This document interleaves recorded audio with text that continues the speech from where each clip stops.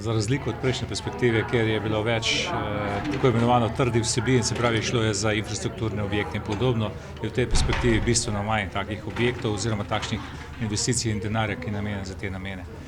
Tako da od leta 2014, ko se je začela perspektiva, pa do danes je sicer se je preteklo iz tega naslova na občinski račun približno 10 milijonov evrov, vendar pa je treba upoštevati, da je večina teh projektov šla še v breme prejšnje perspektive in da so se pravi projekti začenjali šele v letu 2016.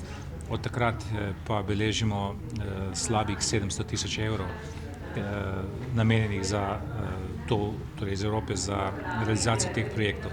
V tej perspektivi so v glavnem projekti, ki jim rečemo pač, da imajo mehkejše vsebine, gre pa predvsem za projekte, ki so bolj vzgojno-izobraževalni in za varstvo kulturne dediščine oziroma varstvo različne, skratka gre za take projekte, ki praktično ne pustijo ničesar na terenu, ki je oprijemljivega.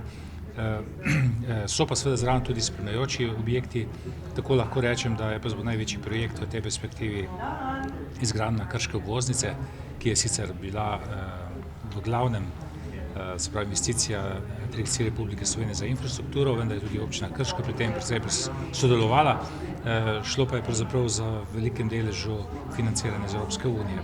Poleg tega smo dobili nekaj sredstev za energetske sanacije šolskih objektov, potem pa lahko rečem, da večina teh projektov pa je šlo v breme CLLD, se pravi, gre za projekte z področja kmetijstva oziroma promocije zdravja, boljšega, lažjega, vsema boljšega življenja in podobno. Torej, leto 2019 je bilo najbolj značilno, se pravi v občini Krško, predvsem po obvoznici. In sicer v začetku leta smo otvorili most, tretji most preko Save, v sredini decembra otvarjamo celotno obvoznico.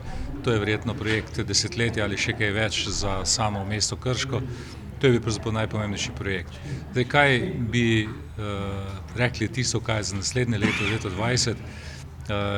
Predvsem je tukaj investicija v knjižnico, se pravi, govorimo o trajnejših projektih, ki naj bi ostali dolgo desetletja v Krškem, se pravi knjižnica in pa vrtec na Senovem. To sta glavna dva projekta, za katera bi rekel, si želim, da bi bila v naslednjem letu v večjem delu dokončana.